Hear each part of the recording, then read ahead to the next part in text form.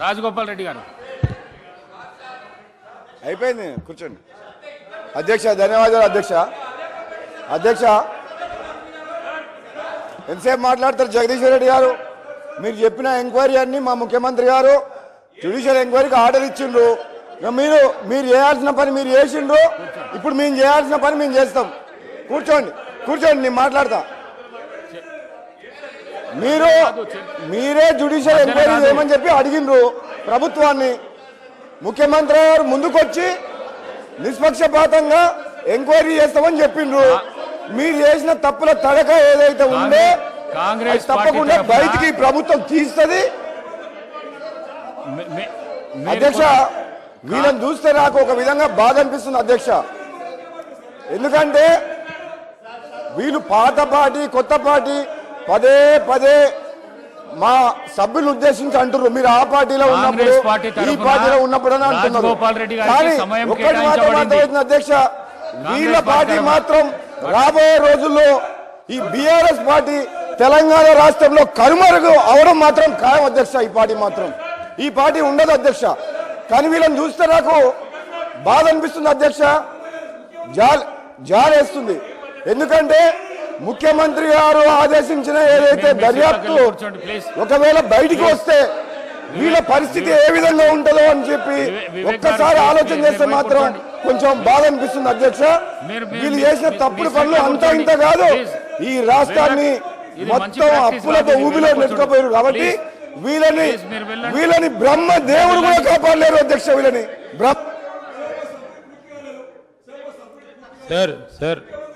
ఇది మంచి పద్ధతి కాదు.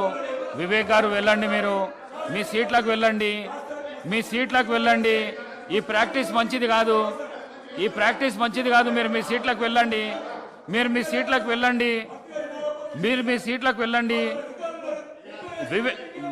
ఈ మంచి ప్రాక్టీస్ కాదు, వెళ్ళండి సార్.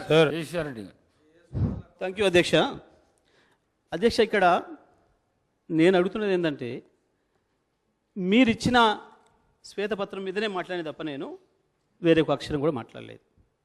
ఈ శ్వేతపత్రం మీదనే మీరు ఎందుకు కన్ఫ్యూజ్ అవుతున్నారు? మీ మంత్రుల మధ్యన ఇంత ఎందుకు గ్యాప్ ఉన్నది? ఒకసారి ఆలోచించుకోమని చెప్పి నేను కోరుతా ఉన్నా.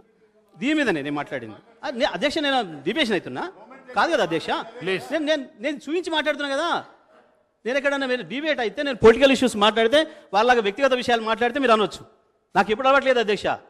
గత 10 సంవత్సరాలుగా వాళ్ళు ఎన్నడైతే వ్యక్తిగతంగా దాడి చేసినా ఒక్కరోజు కూడా నేను మాట్లాడలేదు. ఇక్కడనే కాదు అధ్యక్ష, బయట మైకుల ముందు కూడా మాట్లాడలేదు. నా జీవితంలో ఎప్పుడు కూడా వ్యక్తిగతంగా గురించి మాట్లాడలేదు అధ్యక్ష. వాళ్ళిద్దరికి అన్నదమ్ములకి అలవాటు మొదటి నుంచి కూడా. ఆయన నేను ఎప్పుడు పోలేదు అట్లా పోలేదు అధ్యక్ష. దాని మీదనే ఎంక్వైరీ చేయమన్నా, దాని మీదనే అధ్యక్ష నేను కూడా మాట్లాడతా అధ్యక్ష. అవసరాల కొరకు, అధికారం కొరకు, పదవుల కొరకు, పేటెంట్ల కొరకు, కాంట్రాక్ట్ల కొరకు పార్టీలు మారే వీళ్ళ సార్ నాకు మాట్లాడేది. ఈ 10 మందిలో నా గురించి మాట్లాడేది. ఈ పార్టీలో ఉండి ఆ పార్టీకి పోయి బీజేపీకి పోతే కూడా బీజేపీలో ఉన్న ఓటేయమని చెప్పిన గీల మాట్లాడతారా? గీలగా నైతికత ఉందా? వీళ్ళ నైతికత ఉన్న వాళ్ళు ఒక మాట చెప్పాలంటే రాజకీయంగా వాళ్ళు ఏమన్నా సార్ పదవి అనకూడదు ఈ సభలో. వాళ్ళకి వీళ్ళు సార్ వీళ్ళిద్దరు వీళ్ళు నా గురించి మాట్లాడుతున్నారు. నాది తెలిసిన పుస్తకం నా జీవితం అంతా. మినిస్టర్ గారు రాజగోపాల్ రెడ్డి గారు మాట్లాడండి. అధ్యక్ష ఒక్క విషయం అయితే సమయాన్ని కేటాయించిన అధ్యక్ష మీరు సబ్జెక్టుకు డీవియేషన్ చేస్తున్నారు. మీరు నాతోనే డైరెక్ట్ నాతోనే మాట్లాడాలి. సభ్యులు మాట్లాడేదానికి మీరు ఆన్సర్ ఎందుకు ఇస్తున్నారు? మీరు నాతోనే మాట్లాడాలి. సబ్జెక్ట్ మాట్లాడండి.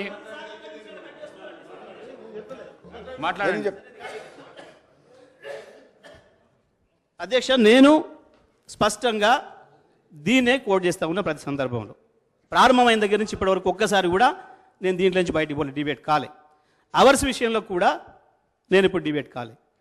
ఎక్కడైనా సరే మేము ఎంత పారదర్శకంగా ఉన్నామో చెప్పినాం. మేము ఇవాళ స్పష్టంగా మిమ్మల్ని ప్రభుత్వాన్ని అడిగింది, మేము అన్ని సిద్ధం చేసి ఇచ్చినాం. 24 గంటలు అన్ని రంగాల వినియోగదారులకి నాణ్యమైన విద్యుత్తున మీరు దానికి కట్టుబడి ఉన్నారా లేరా? అది ఇస్తారా ఇవ్వరా? అది మొదలు చెప్పమని అడిగినాం అధ్యక్ష. రెండవది కూడా కేంద్ర ప్రభుత్వానికి సంబంధించి అనేక ఇబ్బందులు మాకు ఎదురైనా మేము తట్టుకున్నాం. మాకు దాదాపు 35,000 కోట్లు కేంద్రం నుంచి ఆటంకం ఎదురైనా మీటర్లు పెట్టాలనే విషయంలో మేము ఎట్టి పరిస్థితులలో నా కంఠంలో ప్రాణం ఉండగా తెలంగాణ రైతుకు మీటర్ రానివ్వను అని మా ముఖ్యమంత్రి ఆనాటి ముఖ్యమంత్రి కేసీఆర్ గారు శపథం చేసిండ్రు. దాని ప్రకారం మేము నిలబడి ఉన్నాం. ఇప్పుడు మీరు కూడా మీటర్లు పెట్టకుండా ఉంటారా ఉండరా స్పష్టం చేయాలని చెప్పి మేము కోరుతా ఉన్నాం. ఈ సభ ద్వారా రైతాంగం తరఫున మేము కోరుతా ఉన్నాం. మేము ఇచ్చిన పద్ధతుల్లోనే 24 గంటలు అన్ని రంగాల వినియోగదారులకు ఇస్తారా ఇవ్వరా చెప్పాలని చెప్పి మేము స్పష్టంగా కోరుతున్నాం. అధ్యక్ష ఇవాళ వీళ్ళు మేమేం కరెంట్ ఇవ్వలేదు, వాళ్ళు తయారు చేసిపోయిన కరెంటే, వాళ్ళు పెట్టిన చెట్లకు మొలిసిన కరెంటే మేము ఇచ్చిన మాట్లాడుతున్నారు. అధ్యక్ష, సమైక్య ఆంధ్రప్రదేశ్లోనే ఉన్ననాడు మీరు ఇవన్నీ ప్రారంభించింది నిజమే అయితే ఎందుకు ఇవాళ ఆంధ్రప్రదేశ్లో ఇప్పటికి కూడా 7 గంటల కరెంట్ వస్తుంది రైతాంగానికి? ఎందుకు ఇంకా అక్కడ విద్యుత్ కోతలు ఉన్నాయి? ఎందుకు మీ పరిపాలనలో ఉన్న రాజస్థాన్లో విద్యుత్ కోతలు ఉన్నాయి? ఎందుకు మీ కర్ణాటకలో విద్యుత్ కోతలు ఉన్నాయి? ఇవాళకి కూడా 3 గంటలకు మించి ఇస్తలేరు అని చెప్పి కర్ణాటకలో రైతాంగం పెద్ద ఎత్తున రోడ్ల మీదకి వచ్చి ప్రదర్శనలు చేస్తున్నారు. ముసళ్ళను తీసుకొచ్చి అక్కడ వదిలిన సంఘటనలు మనం చూస్తున్నాం. మీ పరిపాలనలో ఉన్న ఏ ఒక్క రాష్ట్రంలో కూడా రైతాంగానికి ఇంతవరకు కూడా 9 గంటల విద్యుత్ ఇచ్చిన పాపాన పోలేదు. ఇవాళ రైతాంగానికి అందుబాటులోకి తీసుకొచ్చి 24 గంటలు కరెంట్ ఇచ్చిన ఏకైక రాష్ట్రం తెలంగాణ రాష్ట్రమే. గత 5 సంవత్సరాలు 2018 నుంచి మొన్న డిసెంబర్ వరకు కూడా ఇచ్చింది మేమే అనే విషయాన్ని మేము స్పష్టంగా చెప్తున్నాం. ఇవాళ రైతాంగంలో ఉంది, రైతాంగం స్పష్టంగా ఉన్నారు, ప్రజలంతా స్పష్టంగా ఉన్నారు. ఏ పారిశ్రామికవేత్తను అడిగినా చెప్తారు, ఏ విద్యార్థిని అడిగినా చెప్తారు, ఏ అక్కని అడిగినా, ఏ తల్లిని అడిగినా, ఏ చెల్లిని అడిగినా చెప్తారు. మంచిల బాధలు ఆనాడు ఏముండే ఇవాళ ఏముండే, కరెంటుతో ఏకంగా సమస్యలు పడ్డారు, బోర్ బావుల దగ్గర పోయి ఎన్ని గంటలు ఎట్లా నిలబడ్డారు, అన్ని విషయాలు కూడా ప్రజల ముందు ఉన్నాయి. మేము స్పష్టంగా చెప్తున్నాం, తప్పకుండా మేము చేసింది ఏదైతే ఉందో దాన్ని నిలబెట్టుకునే ప్రయత్నం చేసినా చాలు. మీరు అంతకంటే గొప్పగా చేయడం మీతో కాదు, మాకు ఆ సంగతి తెలుసు, కానీ అది నిలబెట్టుకున్నా చాలు. ఇప్పటికైనా మేము అడుగుతున్నది స్పష్టంగా చెప్పమని, ఈ చర్చ ద్వారా తెలంగాణ రైతాంగానికి మీటరు లేకుండానే విద్యుత్ ఇస్తారా ఇవ్వరా, 24 గంటలు అన్ని రంగాల విద్యుత్ వినియోగదారులకు అందిస్తారా ఇవ్వరా స్పష్టంగా చెప్పాలని, ఈ శ్వేతపత్రం ఏదైతే ఉందో దీన్ని తప్పు తడకలు చేసుకున్నారు. పవర్ టారిఫ్కు సంబంధించి కూడా ఏ పరిస్థితులలో కూడా రైతాంగం మీద భారం పడొద్దు, ప్రజల మీద వినియోగదారుల మీద భారం పడొద్దు. ట్రోప్ ఛార్జీల పేరు మీద ప్రజలపైన వినియోగదారులపైన భారం పడుతుంది అని చెప్పేసి ఆ రోజు గౌరవ ముఖ్యమంత్రి ఆనాటి ముఖ్యమంత్రి గారు మా నాయకుడు కేసీఆర్ గారు అది కూడా మనమే తీసుకుందాం. రైతాంగం పైన ₹1 ఖర్చు పడొద్దు, ప్రజలపైన భారం పడొద్దు. తెలంగాణ ప్రజలు 60 ఏళ్ళు అనుభవించిన శిక్ష చాలు, ఇక మళ్ళీ శిక్ష పడనీయొద్దు అని చెప్పి ఆ రోజు నిర్ణయం తీసుకున్నారు. టారిఫ్ కూడా పెంచకుండా ఉండాలి. అంతేకాదు మీరు ఇచ్చిన 200 యూనిట్ల వరకు అందరికీ తెల్ల రేషన్ కార్డులు ఉన్న ప్రతి ఒక్కరు కూడా ఏదైతే ఫ్రీగా విద్యుత్ ఇస్తానన్నారో ఆ విద్యుత్ కూడా అందిస్తారా ఇవ్వరా, దాని నుంచి కూడా తప్పించుకుంటారా చెప్పాలి. తప్పకుండా మీరు కరెంటు టారిఫ్ను కూడా పెంచకుండా ఉన్నదున్న పద్ధతుల్లో రూపాయి అప్పు లేకుండా తప్పకుండా మీరు చేయాలని మేము కోరుకుంటున్నాం. ఆ రకంగా మీరు ఇచ్చిన అన్ని హామీలు నెరవేర్చాలి. ఈ రాష్ట్ర ప్రజలపైన, రాష్ట్ర ఖజానా పైన రూపాయి అప్పుభారం పడకుండా తప్పకుండా మీరు ఏదైతే చేస్తామని చెప్తున్నారో ఇవాళ దాన్ని మేము వెల్కమ్ చేస్తున్నాం. మీ విచారణను కూడా వెల్కమ్ చేస్తున్నాం, ఏం సందేహం లేదు. కానీ ఇచ్చిన మాటలు తప్పించుకోవడం కొరకు కుంటి సాకులు వెతికే పనిలో మాత్రం పడొద్దు. ఎట్టి పరిస్థితులలో దాని కొరకు ఈ సభను వినియోగిస్తున్నారని చెప్పి మేము అనుమానపడుతున్నాం. ఆ రకంగా ప్రజల్ని మోసం చేయడానికి కాకుండా ప్రజలకు మెరుగైన పరిపాలన అందించాలని చెప్పి కోరుకుంటూ తమరికి ధన్యవాదాలు తెలియజేస్తూ సెలవు అధ్యక్ష. ఎందుకంటే జ్యుడిషియల్ ఎంక్వైరీకి క్లియర్ కట్గా వారి కోరిక మేరకు వారు వేసినందుకు అందులో ఉన్నావు సార్. గౌరవ సభ్యులకు ఆయన పవర్ మినిస్టర్ ఉండే పేరు పవర్ లేని పవర్ మినిస్టర్ ఆయన మొత్తం నడిపించింది ప్రభాకర్ రావు. ఈయనకి ఏం తెలియదు అధ్యక్ష, ఆ సబ్జెక్టే తెలియదు ఆయనకు. యాదాద్రి ప్లాంట్లో సబ్ కాంట్రాక్టర్ ఆయన, పవర్ మినిస్టర్ కాదు. యాదాద్రి ప్లాంట్లో సబ్ కాంట్రాక్టర్ జ్యుడిషియల్ ఎంక్వైరీలో బయటపడుతుంది. ఒకటి సార్